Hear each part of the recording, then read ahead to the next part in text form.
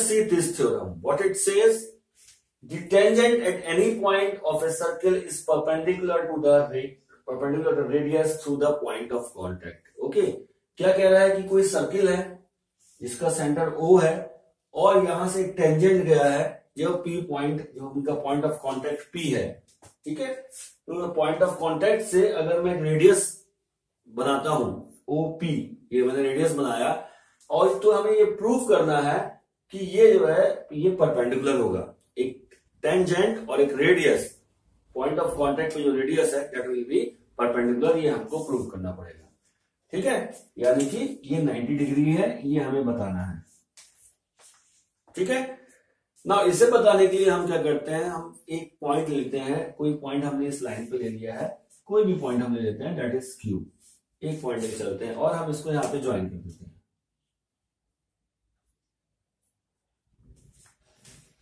ठीक है। हमने इसको ज्वाइन कर दिया और यहां पे जो हम कट हुआ लेट इट बी R, कोई भी एक नाम दे देते हैं, R नाम दे दिया हमने यहां। नाउ हम क्या कह सकते हैं, that OQ is equal to OR plus RQ, ये हम कह सकते हैं, ठीक है।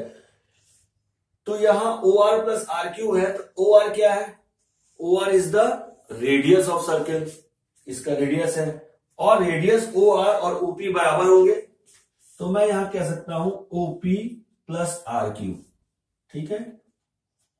OP is equal to OR, दोनों बराबर है रेडियस। हम इसे समझने के लिए समझ लें कि radius OR is equal to OP है। अब किसी भी पॉइंट के लिए Q पॉइंट कहीं भी होगा, ठीक है, Q पॉइंट कहीं भी होगा, दिस OQ हमेशा OP प्लस समथिंग होगा, OP प्लस RQ कहीं भी होगा, कहीं पे भी होगा, ये बड़ा ही होगा ना। OQ is greater than OP, हमेशा OP से बड़ा ही होगा, हम ये पॉइंट कहीं भी ले लें, ठीक है। अब अगर आप कहेंगे कि अगर ये पॉइंट इस सर्किल के अंदर होता तो, अगर ये पॉइंट इस सर्किल के अंदर होता तो OQ तो छोटा हो जाता, तो मैं यहां कहूंगा कि अगर ये पॉइंट सर्किल के अंदर होता तो यहां पे हमको टेंजेंट नहीं कहलाता, ये कहलाता सीकेंट। कोई लाइन अगर सर्किल को कट करती हुई जा रही है दो पॉइंट से कट, तो उसको हम लोग कहते हैं सीकेंट। अगर ये पॉइंट अंदर होता तो ये कहलाता सीकेंट, ना कि टेंजेंट। टेंजेंट कहला रहा है, इसका मतलब किसी एक पॉइंट से टच होके जा रहा है, सिर्फ एक ही पॉइंट को टच कर रहा है, बाकी जितने भी पॉइंट्स होंगे ये सब आउटसाइड द सर्किल होंगे, क्लियर। तो हर केस में हमारा OQ OP से बड़ा आएगा, तो इसका मतलब जो शॉर्टेस्ट डिस्टेंस है दैट इज OP। OP हमें इसका सबसे कम डिस्टेंस, किसी पॉइंट पे OP ही सबसे कम डिस्टेंस है, ठीक है। एंड वी नो, हमें पहले से पता है कि किसी लाइन पे अगर मैं किसी पॉइंट से शॉर्टेस्ट डिस्टेंस निकालना चाहूं तो वो तभी होता है जब वो दोनों आपस में परपेंडिकुलर होते हैं। ये हम पहले थ्योरम में देख चुके हैं पहले क्लासेस में, कि किसी भी पॉइंट से अगर कोई लाइन जा रही है और इस पॉइंट से मैं शॉर्टेस्ट डिस्टेंस निकालना चाहता हूं तो ये शॉर्टेस्ट डिस्टेंस नहीं होगा, ये भी शॉर्टेस्ट डिस्टेंस नहीं होगा, ये भी शॉर्टेस्ट डिस्टेंस नहीं होगा। शॉर्टेस्ट डिस्टेंस तभी होगा जब ये एंगल 90 डिग्री होता है, परपेंडिकुलर होता है, तभी डिस्टेंस जो है ये शॉर्टेस्ट डिस्टेंस कहलाता है, ये हम पहले से जानते हैं। तो दैट मीन्स कि OP जो शॉर्टेस्ट डिस्टेंस है that will be the perpendicular of on the line XY। Clear है, कॉन्सेप्ट क्लियर हो गया। अब इसको लिखते हैं, इसी चीज को जो हमने यहां पे कहा है इस चीज को हम यहां पर लिख के लेते हैं और ये थ्योरम को हम लोग प्रूव कर सकते हैं। तो हम क्या लिखेंगे, सबसे पहले हमने इसको let us take a point Q on XY। सबसे पहले हमने ये काम किया, उसके बाद क्या किया, ज्वाइन O एंड Q, इनको ज्वाइन कर लिया, विच कट्स सर्कल एट R। ठीक है, हमने OQ को ज्वाइन किया और ये R पे सर्किल को कट कर रहा है। नाउ क्या कह सकते हैं हम, OQ is equal to OR plus R Q, हमने इसको यहां कह दिया O Q is equal to O R plus R Q, ठीक है। But O R is equal to OP, O R is equal to OP that is radius of circle. O R और OP बराबर है radius of circle है, ठीक है। इसलिए मैं लिखता हूं, इसलिए O Q is equal to OP plus R Q, ये बता सकते हैं, ठीक है। किसी भी वैल्यू के लिए O Q is always greater than OP, ठीक है। किसी भी वैल्यू के लिए किसी भी पॉइंट के लिए it is greater than OP, that means OP is the shortest distance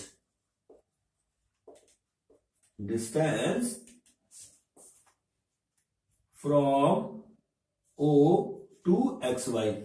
O to XY में सबसे छोटा डिस्टेंस कौन सा है? That is OP। एंड हम जानते हैं क्या कि shortest distance will be the perpendicular, that means OP is perpendicular to XY। Shortest distance is always perpendicular, वही डिस्टेंस शॉर्टेस्ट होता है जो परपेंडिकुलर होता है लाइन के, okay. It means OP is perpendicular to XY, ठीक है। इस तरह से हम इसको यहां पर लिख सकते हैं, समझने के बाद लिख सकते हैं, okay. Now let us take this theorem. What it says, the length of tangents drawn from the external point to a circle are equal। एक सर्किल है, वहां कोई एक एक्सटर्नल पॉइंट लिया हुआ है P, यहां से हमने दो टेंजेंट्स ड्रॉ की हुई हैं सर्किल के ऊपर। हमें पता है, अभी हमने देखा कि एक पॉइंट एक्सटर्नल पॉइंट से दो ही टेंजेंट ड्रॉ कर सकते हैं, ठीक है। तो ये जो लेंथ है that is P Q and P R, ये हमको इक्वल है, ये हमको प्रूव करना है। क्या हमें प्रूव करना है? हमारे पास पहले क्या प्रूव करना है हमको? क्या हमें it is P Q is equal to P R, ये हमको प्रूव करना है, ठीक है। तो इसको प्रूव करने के लिए सबसे पहले हम कुछ कंस्ट्रक्शन कर लेते हैं। क्या कंस्ट्रक्शन करेंगे हमने क्या करना है, इसको ज्वाइन कर लेना है, यहां यहां और यहां। तो ज्वाइन कंस्ट्रक्शन में हमें करना है join OP, OQ and OR। इस O पॉइंट सेंटर से हमको ये सब ज्वाइन कर लेना है, ठीक है। नाउ यहां हमको क्या दिख रहा है? अब हमको दिख रहा है ये दो ट्राइंगल्स दिखने लगे। एक ट्राइंगल हमें दिख रहा है OPQ, दूसरा ट्राइंगल दिख रहा है OPR, ठीक है।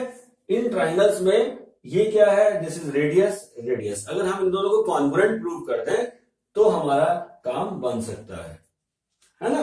तो नाउ देखिए, in triangle OPQ and OPR, यहां इन दोनों ट्राइंगल में हम बात करते हैं, तो क्या हमें दिखेगा? OPQ और OPR में ये OP साइड कॉमन है, ठीक है। और OQ is equal to OR है, क्योंकि दोनों रेडियस ऑफ द सर्किल है, सेम सर्किल की रेडियस है। और ये एंगल 90 डिग्री है, ये 90 डिग्री है, ये हमें एकदम याद रख लेना है। अभी हमने पिछली थ्योरम में ही देखा कि अगर सेंटर से हम टेंजेंट के ऊपर एक रेडियस ड्रॉ करते हैं पॉइंट ऑफ कांटेक्ट पे, तो that will be perpendicular to that tangent, है ना। और इस बात को हमको बिल्कुल अच्छे से दिमाग में बिठा लेना है, और इसको इसी बात पे, और ये दोनों जो थ्योरम हम पढ़ रहे हैं इस पे बेस्ड बहुत सारे क्वेश्चंस हमारे सॉल्व होंगे, बहुत सारे ऑब्जेक्टिव्स और बहुत सारे हमारे क्वेश्चन प्रूफ वाले ये सब चीजें हमारे यहाँ पे सॉल्व होंगे, ठीक है। तो ये बात को बिल्कुल ध्यान से बिठा लेना है कि किसी सेंटर से अगर मैं टेंजेंट को टच करते हुए पॉइंट ऑफ कांटेक्ट पे जो रेडियस डालूंगा दैट विल बी 90 डिग्री। तो यहां से हम इसको प्रूव कर सकते हैं दोनों ट्राइंगल कॉन्ग्रुएंट हैं। तो नाउ लेट अस सी क्या क्या हमने देखा। हमने देखा कि OP is equal to OP, that is common, ठीक है। उसके बाद है OQ is equal to OR, that is radius of circle, radii of circle, दोनों रेडियस है, ठीक है, सर्किल। और तीसरा चीज ये है कि angle Q is equal to angle R is equal to 90 degree. क्यों? डिस्टेंस फ्रॉम सेंटर, डिस्टेंस ले लीजिए line from centre to tangent. ठीक है, हमने लाइन बनाई है सेंटर टू टेंजेंट, तो ये 90 डिग्री बनते हैं। ओके, नाउ कौन सा रूल लगेगा? That is RHS rule. Right triangle है, हाइपोटेन्यूज इक्वल है और एक साइड इक्वल है कोई सी, तो ये बन जाता है LHS by RHS rule. Triangle OPQ is congruent with triangle OPR। दोनों ट्राइंगल कॉन्ग्रुएंट है, तो इंप्लाइज इसलिए क्या हो जाएगा, हमारा जो साइड है OQ PQ is equal to PR CPCT है ना, corresponding parts of congruent triangle. यहां हमें समझ में आया PQ और PR इसका मतलब दोनों इक्वल है, यही तो बात हमने पूछी थी। PQ and PR length of tangents are equal, hence proved. ठीक है, यहां से हमें एक और बात मिल रही है, अगर हम इसको गौर से देखें तो क्या बन जाएगा, एंगल OPQ। इसी से आगे अगर हम बात करें तो angle OPQ is equal to angle OPR।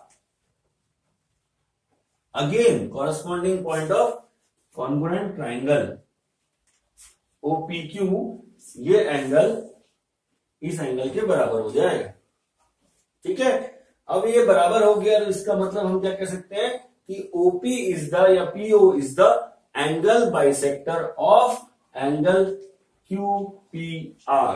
क्या कह सकते हैं, इसको समझिए कि OP इज एंगल बाइसेक्टर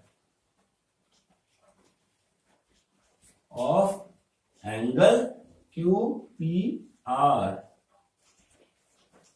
ये भी एक इंपॉर्टेंट चीज है जो हमें आगे क्वेश्चंस में आने वाली है। थ्योरम तो हमारी यहां प्रूव हो गई, पर इस चीज को भी हम ध्यान में रखेंगे। ये लाइन PO बराबर angle E is the angle bisector. ठीक है।